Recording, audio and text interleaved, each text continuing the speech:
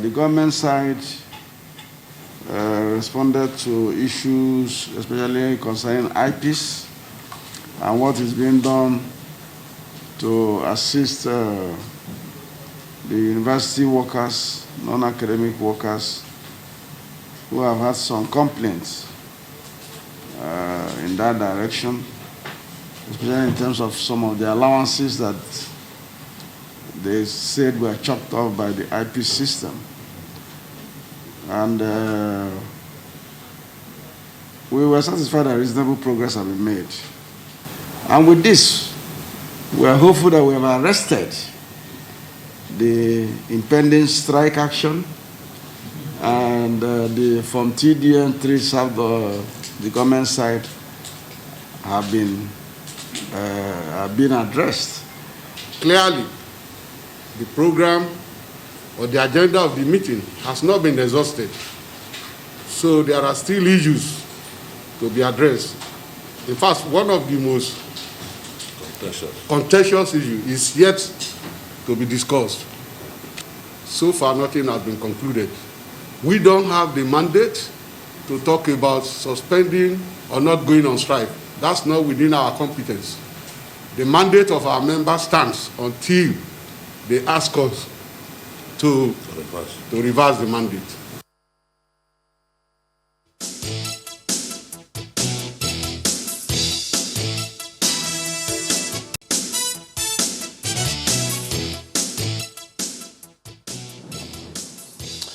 Well, this is definitely something that I'm sure a number of you have been very, very concerned about, as have we.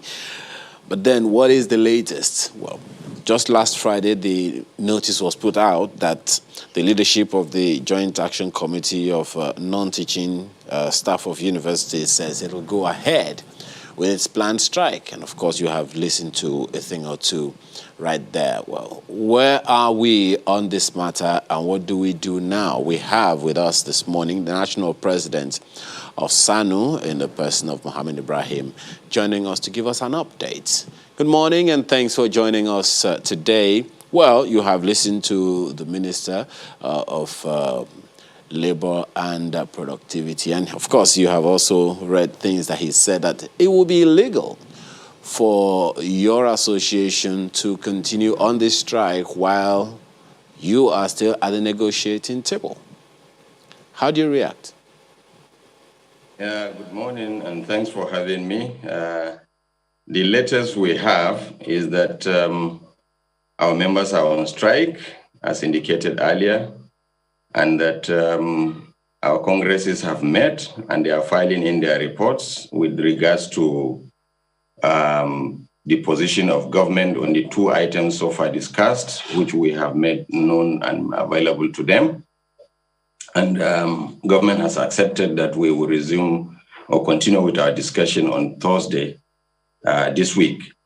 And on the issue of whether the strike is legal or illegal, I think that is a whole gamut of something else, because we have followed all the processes that led us to this, and that I don't think it is anything new in this government to have been discussing with unions while they are on strike, because we are all living witnesses to what has been happening. This conversation with government began before the strike, you called, took off. And you have also confirmed that there are negotiations continuing this week, Saturday. So the question then is, why not wait, for, maybe a little progress made before deciding to go on the strike? Or is this an indication that you do not trust government? Well, as to whether we trust government or not, I don't think that is the matter, because if we don't trust them, we wouldn't have, listened to them. But the question is that as leaders, our operational guidelines in the unions of NASU and SSANU, the leaders do not have the final say as to whether we don't have the mandate to call or suspend strike without getting back to, our congresses. And that We have served government, as you must have listened to the minister said so, and in consonance with the ILO, convention, our grievances, and that at the meeting we had on Tuesday last week, there was a stalemate because we really wanted to exactly get, commitment from government with regards to the issues that we started discussing. For example, the issue of the national minimum wage arrears. We were made to understand that it was just less than 20 billion to take care of paying, minimum wage arrears of all staffers of Nigerian tertiary institutions, universities, polytechnics, and colleges of education. And when we needed to know and asked when these monies will be paid, government responded by saying that they needed to wait for the Minister of Finance to come back from her vacation. And not only that, that they are even submitting, this demand or this request for a supplementary budget, that may come up in another 3 months or so. And we are all living witnesses that the sum of 40 billion was given, without waiting for any supplementary budget. So for us, we believe if government really wants to nip this in the bud, there is room for commitment. There's need for commitment, and there's need for government to source for these funds and make it available more so that other members, civil servants and public servants in the federal, civil service have been paid. And then the other issue we discussed was the issue of this IPPIS. You also had the minister saying that we intimated them that most of our allowances, that were not in the salary main stream were chopped off. And that made our members poorer and making them their lives even more difficult. They cannot even send their children to school, and they cannot meet up with their day-to-day activities at home and elsewhere. So that was what led us to a stalemate, because the two issues that we discussed, came to a halt because there was no headway, because all the answers we got were not encouraging. And that was why we had to request that we need to get back to our congresses to inform them. Yeah, we'll continue on this trajectory when we return from this break, because clearly there are still a number of issues to raise. Join us again.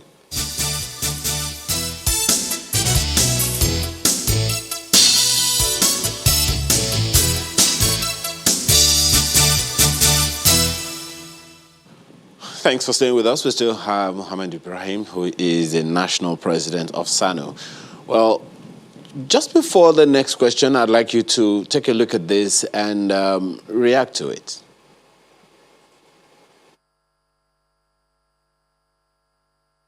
The leaders of SSANU and NASU are very knowledgeable persons. They are very experienced in labor matters.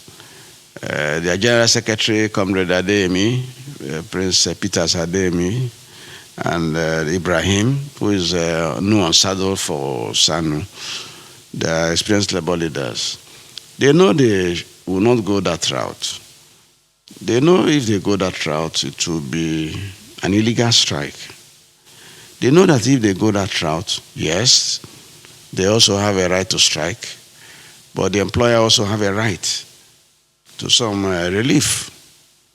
And they also know that when they go that route, it means that they've broken down the negotiation in my place.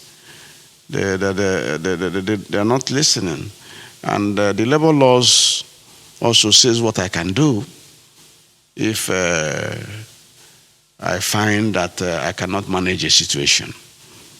The law says I can refer those disputes upwards, starting from Industrial Arbitration Panel to the National Industrial Court. Comrade, is this a path you are willing to take? Well, I wouldn't say that this is any path any industrial union will want to take, but whatever honorable and respected minister would have said, he's only doing his job. And I am telling you that whatever we are doing, we're also not unmindful of the fact that we have a job to keep and we have a job to do. And this strike was not a day's decision. It is a whole gamut of a lot of things. We declared, an industrial dispute with government. We had a 3 days protest. We gave a 2 weeks ultimatum. We have written government. We have filled all the necessary forms, and that we responded to the government's invitation.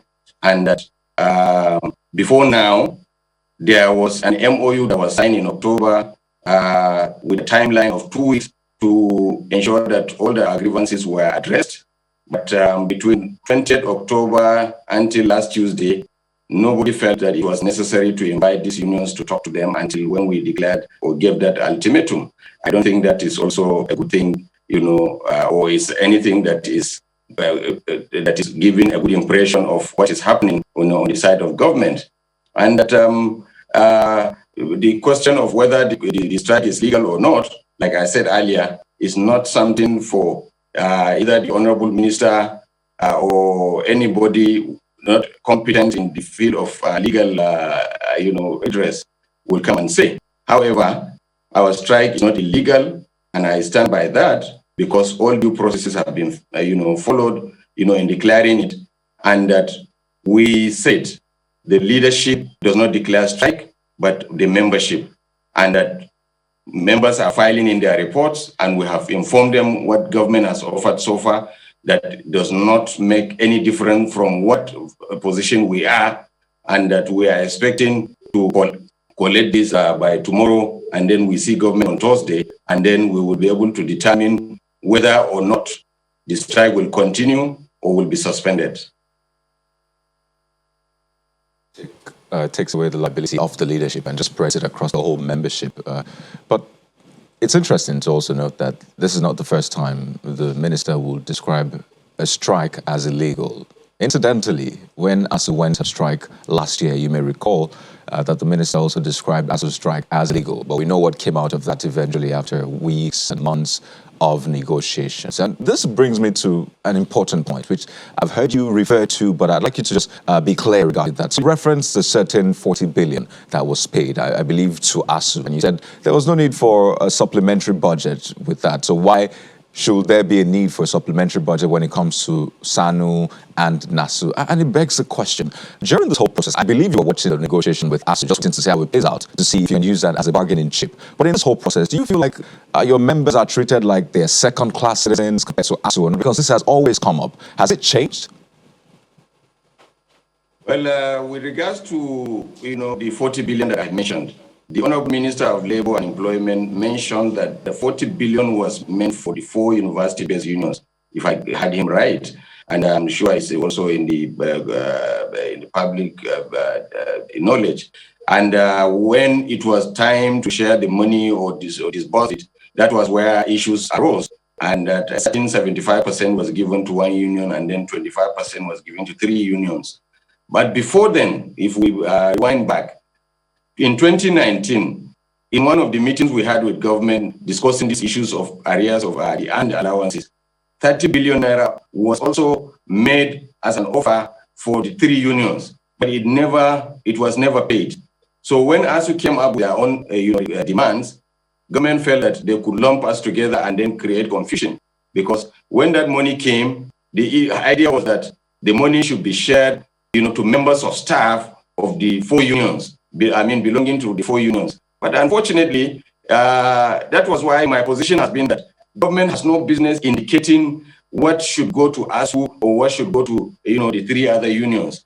This membership of the 4 unions, these are public servants that are working in public universities. And everybody has his calling. Everybody has his schedule of duty. If you give these universities this money, they will know exactly how to pay and how to disburse it.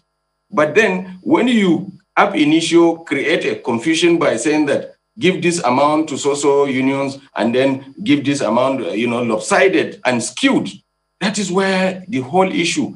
Now, on the issue of whether we are treated as second class or not, I don't believe, and I am not a second class, and I don't believe my members will take that, But then we all know that we have been to the university as either students or members of staff. We know that no section of the university community can be done away with. When you are awarded a degree at the end of your sojourn, you are awarded a degree for having found you worthy in both character and learning. It's not even learning before character. And who molds, 70 or 80% of the character of students in the university is their interaction with the non-teaching staff.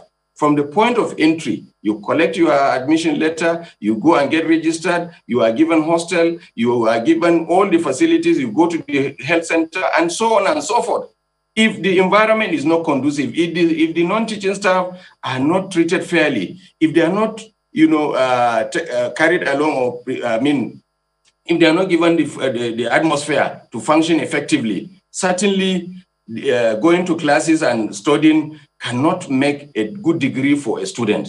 And therefore, nobody should think that the other members of the non-teaching staff cadre are lesser mortals or they are second-class citizens. And for any reason, I tell you that for us in SSANU and NASU, we are not competing with ASU. What we are saying is that government should give us a level playing field. Everybody should be given his own job to do, because you are engaged, you have a contract with government. If you are been appointed, you are supposed to collect an allowance at the end of the month, you should be paid. But when government creates artificial problems that will bring in issues that will make staff life difficult, that is where such things come up. From 2009 to date, you have about 11 years. And that in these 11 years, if government had done the needful, all the issues about arrears, accumulating and then finding it difficult to pay wouldn't have been there.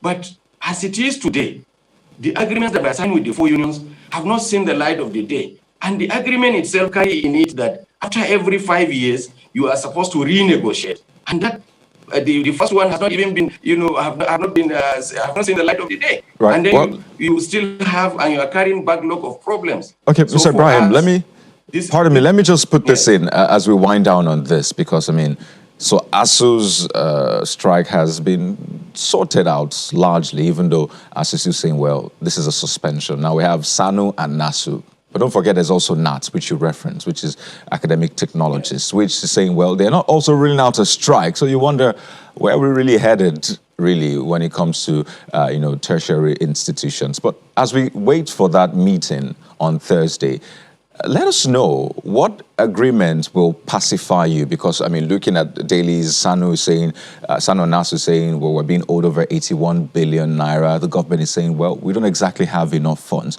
So what is that point you can't go below?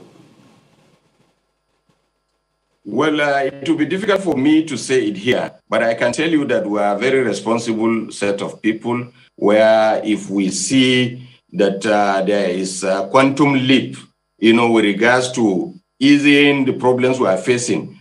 Like I've told you, a lot of our members are really suffering, because among our membership, there are people who have not received salary from February when IPPI started till date. You can imagine the kind of life they are living. And then our medical staff, who are also exposed to these COVID-19 issues because they had to attend to the large population in the university community, do not get these allowances that are paid other medical doctors in the federal civil service and federal health centers since this issue of pandemic started. And you can imagine they also interact with the students that are going to the universities, from different backgrounds and so on. So the little we, as to the limit or the minimum we can take, I think will be determined by a government disposition to solving this problem, by being reasonable and ensuring that at least we have had table before them 7 issues, and let's see how far they can go. But when I've been issued, the first 2 that have been discussed, does not show sign of, blinking an eye, then of course, like we said, it is only our principals, the congresses, that will determine. If they say we back out, we back out. But if they say we continue, we have no other option than to continue. Clearly, Mr. Ibrahim, there are so many issues to look at, from all that you're saying. If the issues of since 2009 have not been fully resolved, and you have another basket of demands numbering 7, I wonder when we're going to get out of this. We can only wish you the best, you know, in the build-up to the meeting of Thursday, and hoping that that meeting will resolve the issues and then the strike can be called off summarily. We'll have to thank you very much for your time and thoughts this morning. Mohammed Ibrahim is National President of SSANU. He joins us virtually from Adamawa State. Thank you for your time. Thank you, sir.